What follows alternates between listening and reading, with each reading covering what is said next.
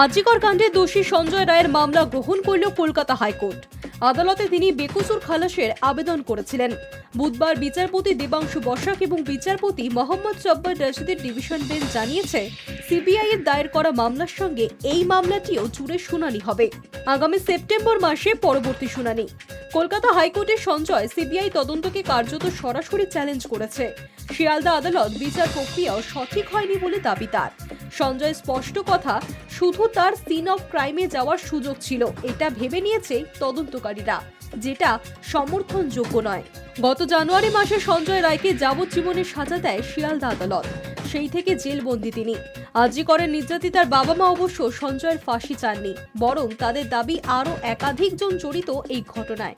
তাদের খুঁজে বের করতে সঞ্জয়ের সাহায্য লাগবে তদন্তকারীদের। সেই সঞ্জয়ের জেল মুক্তি চেয়ে আবেদনের মামলা গ্রহণ করেছে কলকাতা হাইকোর্ট।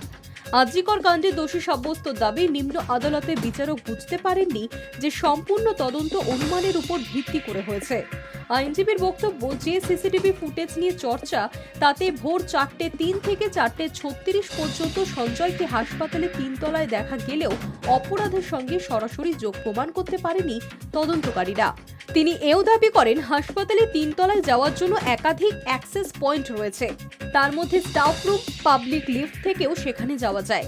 এই পরিপ্রেক্ষিতেই সঞ্জয়ের দাবি, শুধু আমার সিন অফ ক্রাইমে যাওয়ার সুযোগ ছিল, এটা ভেবে নিয়েছে তদন্তকারীরা, যা সম্পূর্ণ ভুল। সিবিআই এর পাশাপাশি পুলিশি তদন্ত নিয়েও প্রশ্ন তোলা হয়েছে। সঞ্জয়ের আইনজীবীর দাবি, দোষী সাব্যস্তর ফোনের সঙ্গে সিন অফ ক্রাইম থেকে পাওয়া হেডফোনের যোগ পাওয়া গিয়েছে।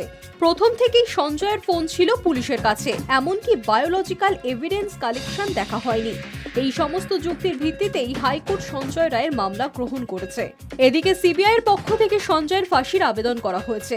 বুধবার বিচারপতি দেবাংশু বসাক এবং বিচারপতি মোহাম্মদ জব্বার রশিদের ডিভিশন বেঞ্চ জানিয়েছে, সিবিআই এর দায়ের করা মামলার সঙ্গে এই মামলাটি জুড়ে আগামী সেপ্টেম্বর মাসে শুনানি হবে। Hi News network.